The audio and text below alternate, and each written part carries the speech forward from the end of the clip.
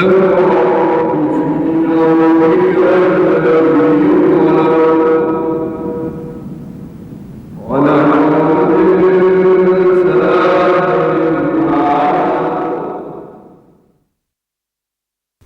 costa ocidental do Algarve, a sul de Algesur, existe um cabo denominado Arrifana, que tudo aponta a ser o local conhecido como a Al-Riana dos antigos textos medievais muçulmanos. Os trabalhos arqueológicos atuais revelaram ruínas que serão as do Ribat, ou mosteiro de monges-soldados, fundado por Ibn Qazi, uma das figuras mais fascinantes da presença islâmica na Península Ibérica. Nascido talvez nos arredores de Silves, Ibn Qazi foi um importante chefe político, militar e religioso, um poeta e um místico da corrente Sufi, que é a linha mística do Islão. Governador de Silves e de Mértola, tornou-se líder dos Muridinos e opôs-se aos almorávidas que tinham chegado à Península Ibérica e pretendiam dominar todo o Al-Andalus a partir de Sevilha. Foi talvez contemplando o mar profundo da Arrifana que Ibn Qazi escreveu o livro do Descalçar das Sandálias. Nele fala do abandono material, a entrega a Deus e a dualidade entre o mundo interior e o mundo exterior. Pensa-se que aqui formou também os seus seguidores, tanto religiosa como militarmente. A obra e a figura de Ibn Qazi inspiraram o investigador Adalberto Alves, que em novembro do ano passado lançou em Lisboa uma segunda edição da sua obra As Sandálias do Mestre. Ao lançamento esteve presente o embaixador do Irão. Este livro fala de Ibn Qazi e da sua obra, mas de muitas outras questões. A verdadeira essência do Islão, que papel desempenhou na formação da nossa nacionalidade, a sua vertente belicista e a atualidade do sufismo. É um livro que tem a ver com um estudo de um grande tratado de um rei do sul do Alentejo e Algarves, de 1141 e 1151, portanto, na altura em que Portugal se constituía, e além de ser rei, de ser um combatente, um herói libertador contra os almorávidas e almohadas, que eram esses tiranos, era o herói do povo, e era um grande mestre espiritual, um sufi, que é o esoterismo do Islão, e deixou um tratado absolutamente extraordinário. Este título, As Sandálias do Mestre, deriva do título do próprio tratado que Ibn Qazi escreveu e que se chamava O Descalçar das Sandálias. Título este, por sua vez, tem uma origem corânica, ou seja, do Alcorão, que por sua vez também está presente na Bíblia, não é? Portanto, é daí que vem, não é? Sandálias do Mestre, quer dizer, é aquele episódio da sarça ardente em que Moisés chega ao Sinai e, portanto, descalça as sandálias porque houve uma voz que diz descalça as sandálias porque estás no vale sagrado. É daí que vem esse título. Este livro fala também das raízes do passado islâmico no nosso país. Nós temos várias raízes, naturalmente, há a hebraica, há a cristã, da patrologia dos primeiros séculos, mas esta também é uma raiz que nós temos que preservar e que Adalberto Alves, sem dúvida nenhuma, que fez este trabalho extraordinário. As raízes islâmicas, que nós às vezes tendemos a esquecer, eles estiveram aqui e é uma maneira de enriquecer o nosso património cultural, histórico e espiritual. Portanto, este livro vem em muito boa hora.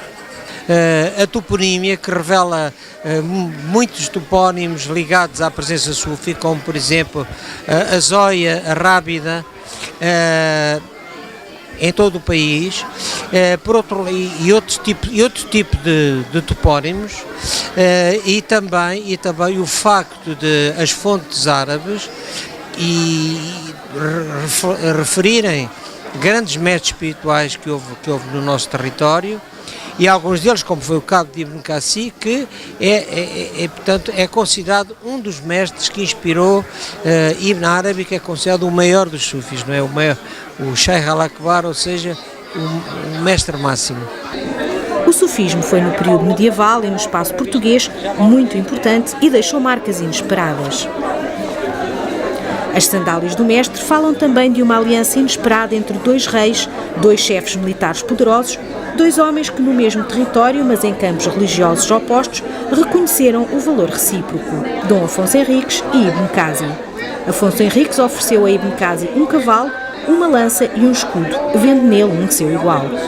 Dom Afonso Henriques é apresentado de uma maneira sempre muito redutora, como um inimigo do Islão, o que não é verdade. Dom Afonso Henriques queria consolidar o seu Estado, mas Dom Afonso Henriques foi sempre um grande protetor das minorias islâmicas e inclusivamente fez uma aliança com o Ibn Cassi, que era rei reinava no sul de Portugal, o que revela bem as cumplicidades que Dom Afonso Henriques, enquanto rei templário, e Ibn Cassi, enquanto rei muridino, tinham na colaboração a nível político, mas possivelmente também a nível espiritual.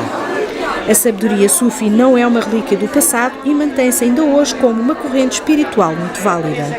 O sufismo está em grande expansão pela Europa e continua muito ativo em todo o mundo muçulmano. Aliás, quando se verifica a decadência do sufismo, normalmente isso significa uma decadência a nível político, como por exemplo é o caso do Afeganistão. Quer dizer, a perseguição das confrarias sufis pelos talibãs é que determinou a fragmentação e a decadência e o avanço do integrismo no território islâmico. Ibn Cassi reinou de 1141 a 1151 e assumiu-se como um verdadeiro resistente contra o intolerante poder almohade. O Ibn Cassi surge como o herói libertador. Isto é importantíssimo dizer. É o grande herói libertador contra os tiranos, que eram os almohadas. É admirável o texto de Ibn Cassi e é admirável a seleção de textos que Adalberto Alves faz. Ibn Cassi morreu em Silves, assassinado pelos apoiantes dos almohadas, que o acusavam de ter feito um pacto com Afonso Henriques. Pacto esse, porém, que nunca se concretizou. Em 2008, o escritor Adalberto Alves recebeu o prémio Sharjah da Unesco para a cultura árabe. Este é um importante prémio internacional que distingue as pessoas e instituições que se dedicam ao estudo e divulgação da cultura árabe.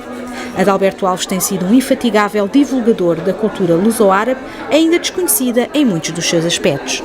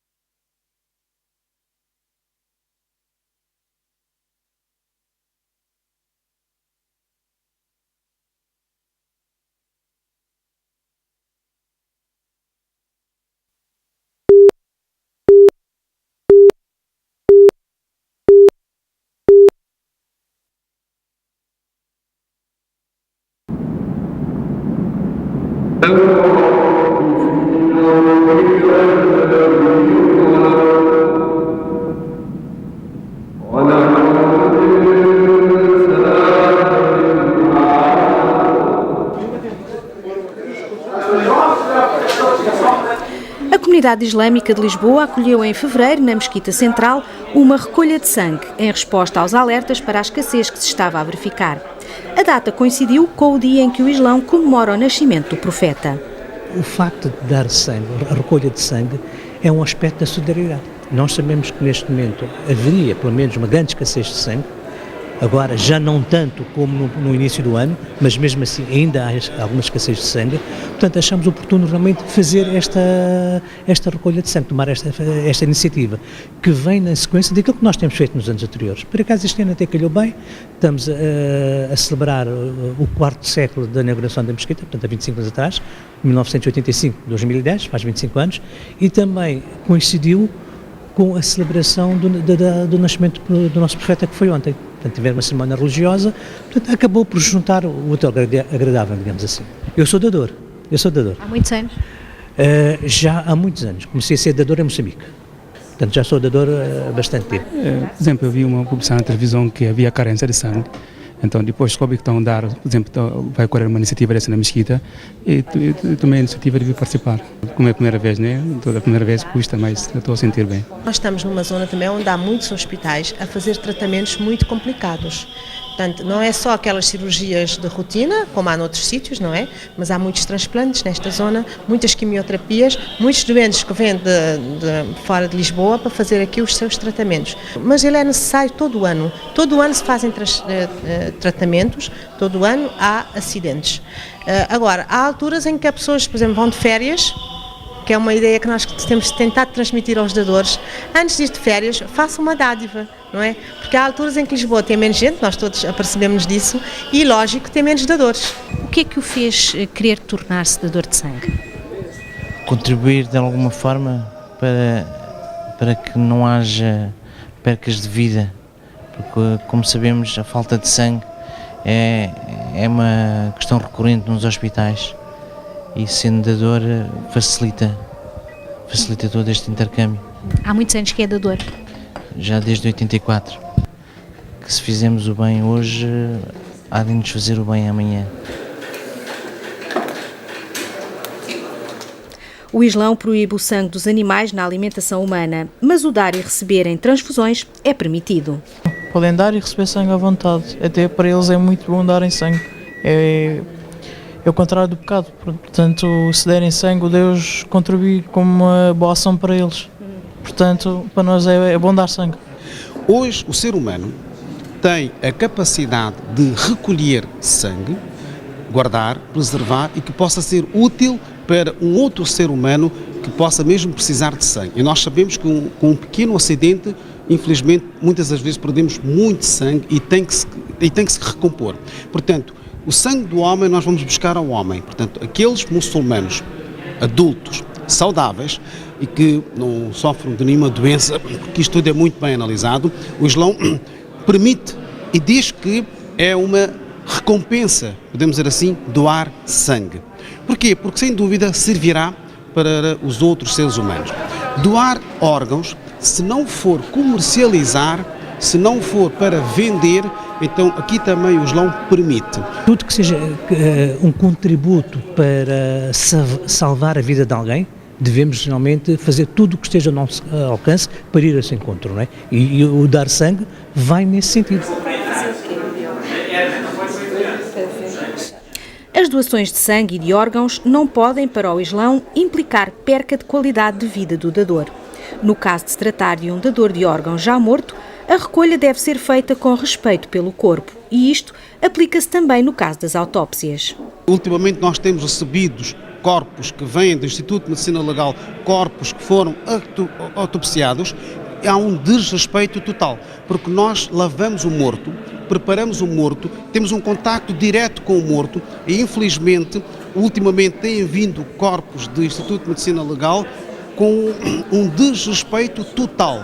É muito difícil, depois é um choque enorme para os familiares. Portanto, se querem os órgãos, agradecia que respeitassem o corpo, porque por respeito à alma e o corpo, nós lavamos o morto, vestimos o morto, fazemos a oração fúnebre, portanto tudo isto, o morto não é um lixo. Atenção, as pessoas têm que ter essa ideia, porque é um familiar nosso que nos deixou, é um irmão nosso que nos deixou, pode ele não ter familiares muito próximas, mas tem a humanidade, que é toda a família. Portanto, o Islão permite, mas com muito respeito. Portanto, pode-se doar sangue, pode-se doar órgãos, dentro daquilo que eu acabei de explicar, não há nada que seja proibido, a não ser que a pessoa queira comercializar. Então ali o Islão proíbe. Tiveram muitos dadores hoje aqui na Mesquita Central? Tivemos sim. Muitas pessoas, principalmente o que eu achei interessante, foram muitas pessoas de primeira vez, portanto quer dizer que as pessoas estão a sentir aquela vontade de ajudar o próximo, não é? Não há motivo para recear ficar doente por dar sangue. Porque naturalmente fazemos uma pequena entrevista para saber se estava em condições, não é, na parte clínica, e depois temos os testes, nós fazemos muita tensão arterial, fazemos o teste da hemoglobina, portanto não colhemos a qualquer pessoa, não é, se ele não estiver em condições, temos que fazer uma avaliação. Calhou por ser aqui na Mesquita, senão estava difícil de eu dar, mas ainda bem, sinto-me mais orgulhoso como muçulmano. Estou contente por poder conseguir ajudar alguém que precisa, logicamente. No início é uma picadinha, mais nada. E agora, como é que se sente? Melhor. Estou feliz, que acredita em mim, estou feliz mesmo. A diarese que não é perdida. porque conseguir, se vai dar bem para outra pessoa, ou vai salvar a vida. Eu acho que não custa nada. É com uma pessoa que não custa nada, é só vir com coragem e pensar que amanhã podemos nós precisar daquilo. O importante era as pessoas começarem a dar com regularidade.